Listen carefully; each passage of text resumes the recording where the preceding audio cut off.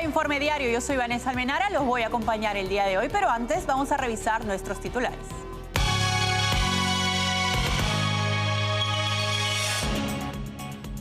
México reubica a más de 8.000 migrantes en respuesta a la crisis fronteriza.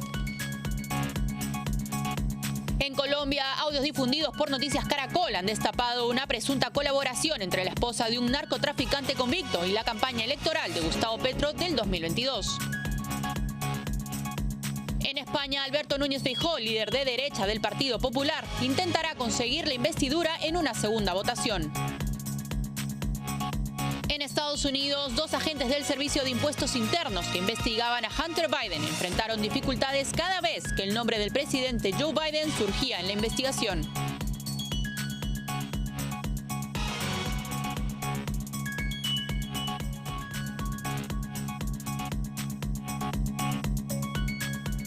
Bien, vamos con el desarrollo de las noticias, pues en México, la ciudad de Tapachula se encuentra en crisis por el constante flujo de migrantes indocumentados que desean llegar a Estados Unidos. Por ello, el Instituto Nacional de Migración ha revelado un plan de reubicación que afectará a más de 8.000 inmigrantes. Este acuerdo forjado en conversaciones con autoridades estadounidenses busca despresurizar las ciudades fronterizas y diseñar estrategias para desincentivar la permanencia en la frontera. Ante el creciente flujo de migrantes indocumentados en Tapachula, que buscan llegar a Estados Unidos, las autoridades de migración de México anunciaron la reubicación de 8.151 inmigrantes en 3 localidades del país, Chiapas, Tabasco y Veracruz. Esta medida, divulgada por el Instituto Nacional de Migración, conocido por sus siglas INM, llega tras un acuerdo con Estados Unidos para deportar a migrantes desde las ciudades fronterizas y diseñar estrategias que desincentiven la permanencia en la frontera, en un intento por gestionar el incremento de cruces ilegales. La operación de reubicación implicó la utilización de 189 autobuses y 73 camionetas tipo van, desplegados después de las recientes reuniones entre funcionarios mexicanos y las autoridades de aduanas y protección fronteriza de Estados Unidos en Ciudad Juárez. El acuerdo busca despresurizar las ciudades fronterizas, especialmente en El Paso, San Diego y Eagle Pass, Texas, donde el flujo migratorio ha causado estados de emergencia. A raíz de este acuerdo, se han implementado acciones para evitar que los migrantes utilicen el sistema ferroviario para llegar a la frontera, lo que ha generado un riesgo considerable. Para aliviar la presión en las oficinas de la Comisión Mexicana de Ayuda a Refugiados, el INM también instaló un campamento para migrantes en el Parque Ecológico de Tapachula, en Chiapas. El flujo migratorio continúa siendo un asunto crítico en la relación entre México y Estados Unidos. En paralelo, ciudades estadounidenses como Nueva York y estados como California enfrentan desafíos significativos debido al incremento de solicitudes de asilo y la liberación masiva de migrantes en algunas localidades. La ola migratoria viene principalmente de países como Venezuela o Cuba, de donde los ciudadanos huyen en busca de mejores oportunidades en Estados Unidos. Para el 2020, Venezuela se había convertido ya en el segundo país en el mundo con mayor cantidad de desplazados, solo después de Siria, y la dictadura chavista continúa generando miles de migraciones. El presidente de Costa Rica, Rodrigo Chávez, declaró estado de emergencia debido a un aumento significativo de migrantes que atraviesan el país rumbo a Estados Unidos.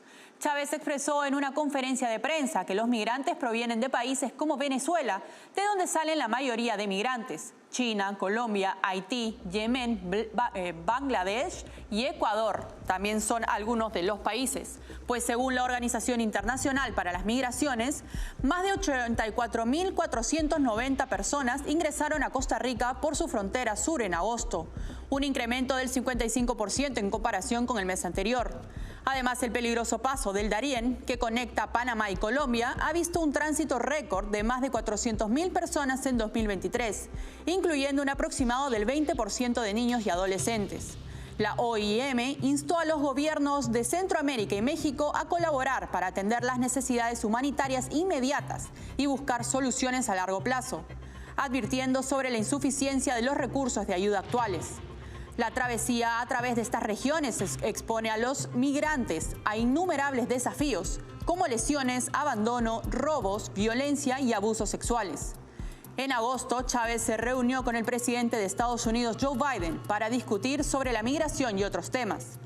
Costa Rica es parte de la iniciativa de movilidad segura de la administración Biden, estableciendo centros de procesamiento para solicitudes de migración legal a Estados Unidos, registrando más de 38.000 individuos en Colombia, Costa Rica y Guatemala hasta el 28 de agosto, según un funcionario de la Casa Blanca.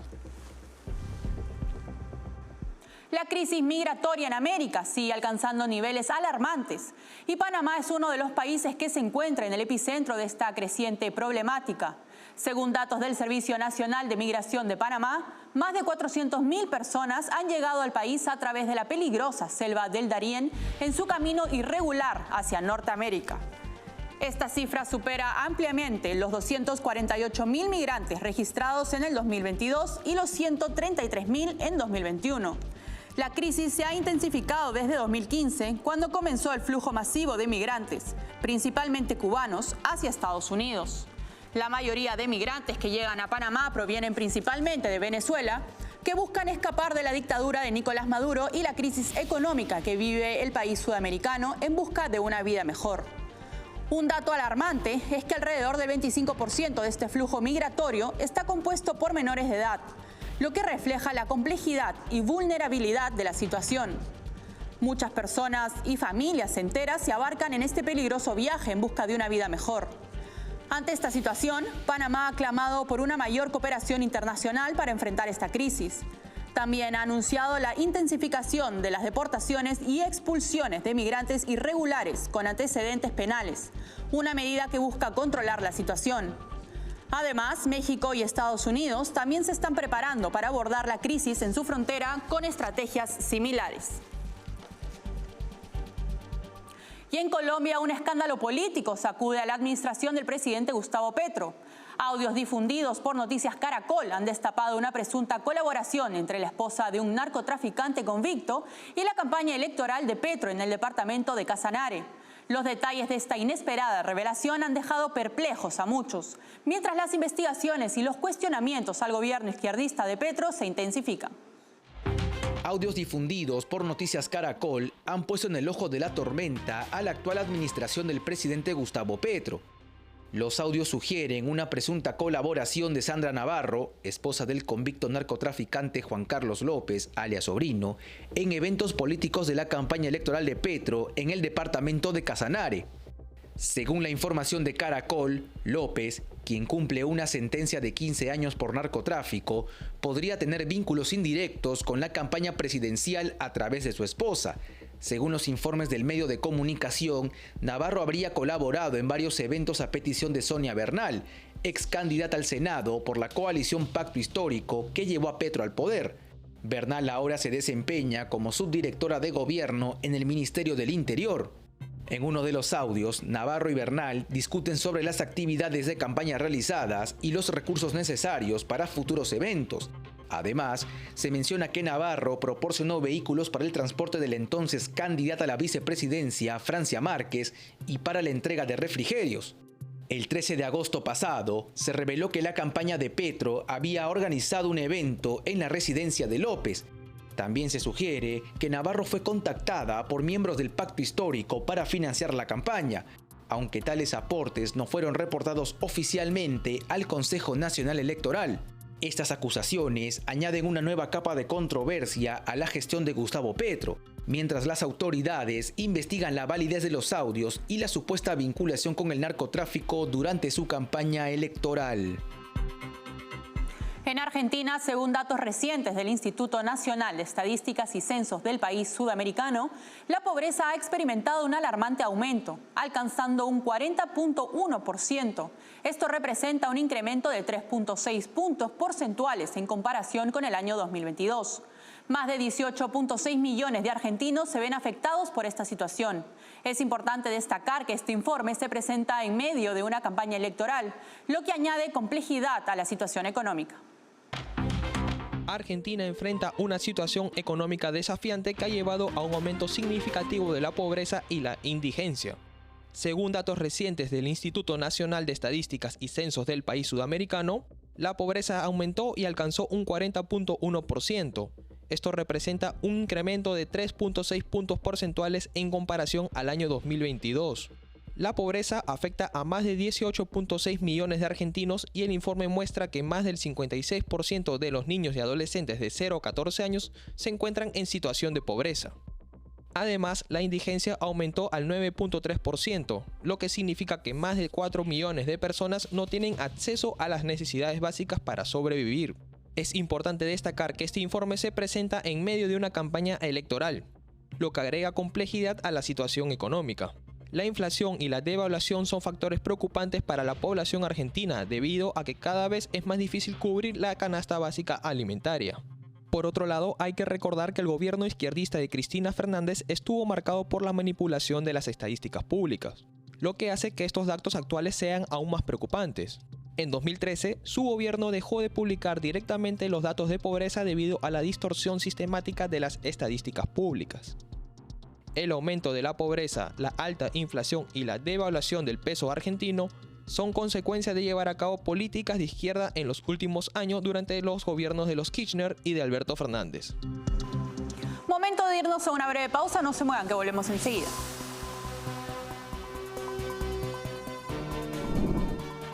Café Sombra de Pino, un café diferente que crece a la sombra de pinos en Villarrica. Ya lo saben, Café Sombra de Pino, un café premium al alcance de todos.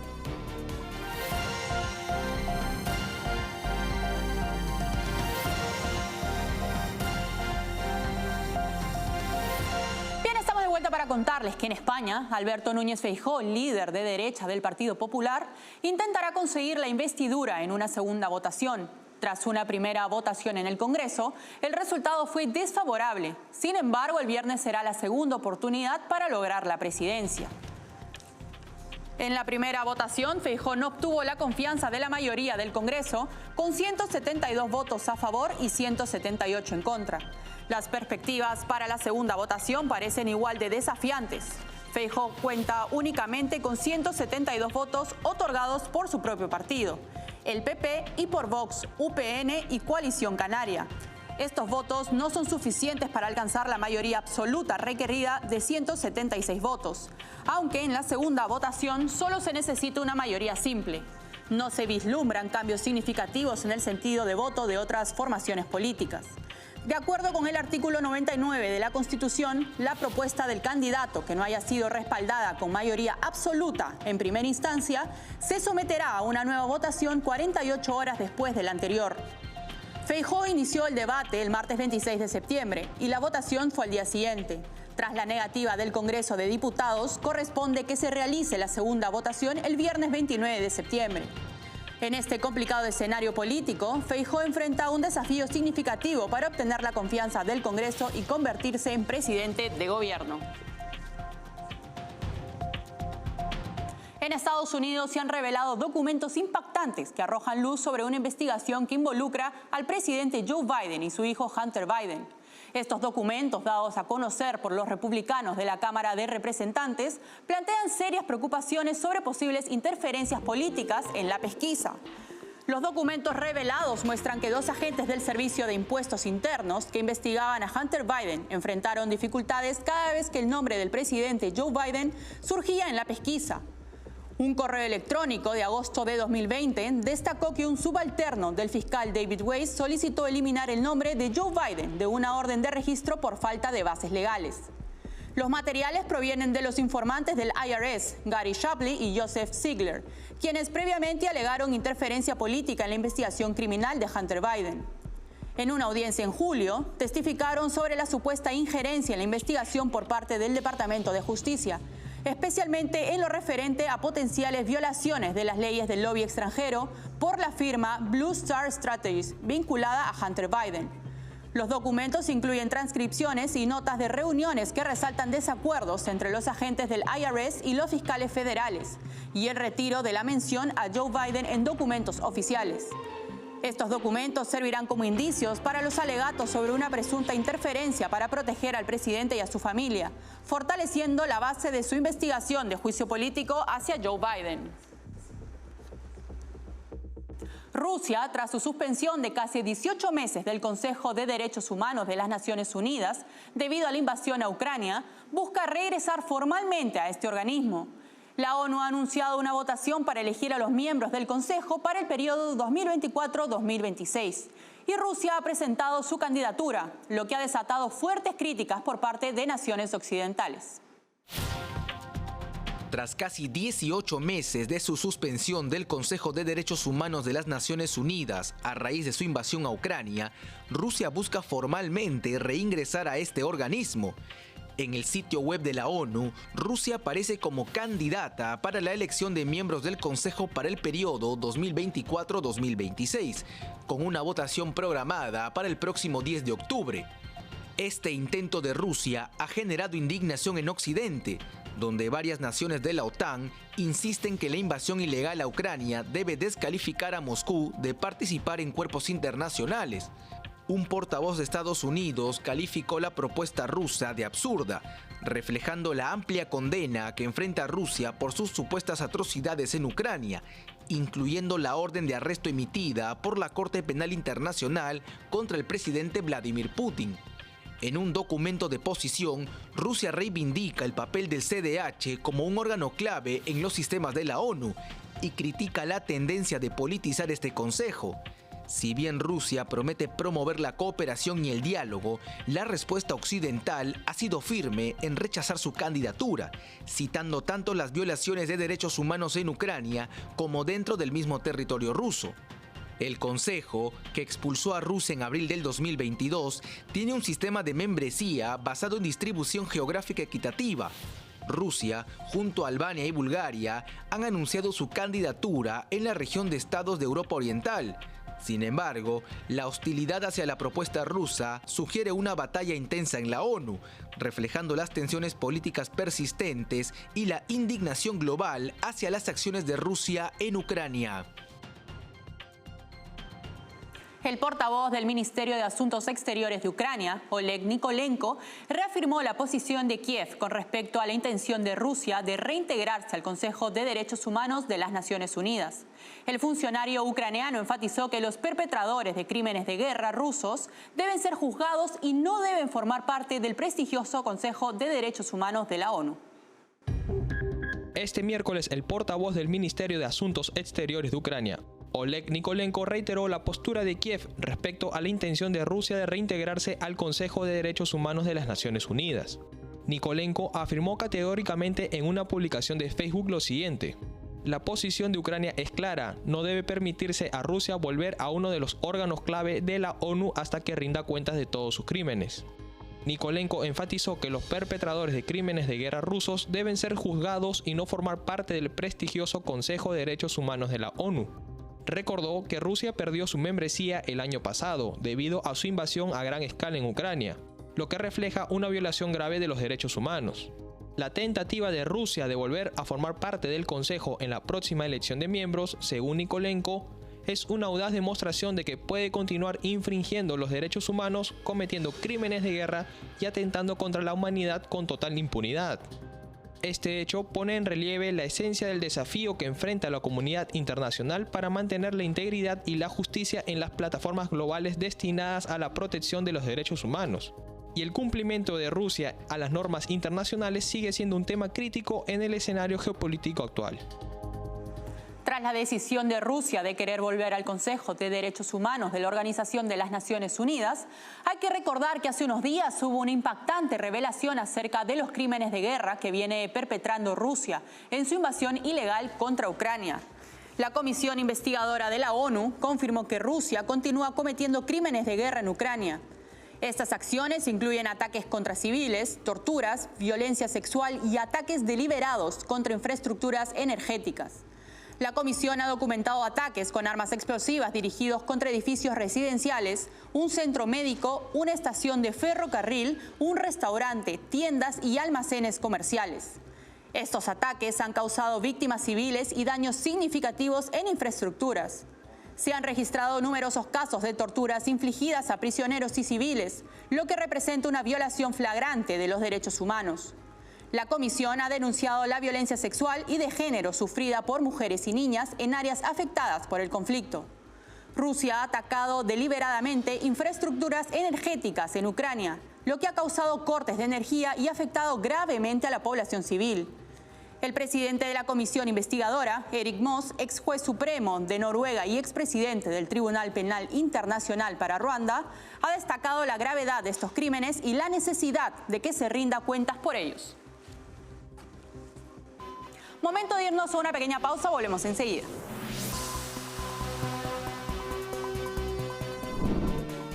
Café Sombra de Pino. Un café diferente que crece a la sombra de pinos en Villarrica. Ya lo saben, Café Sombra de Pino. Un café premium al alcance de todos. Bien, hemos llegado a la parte final. Nosotros nos despedimos por hoy. Muchas gracias por acompañarnos.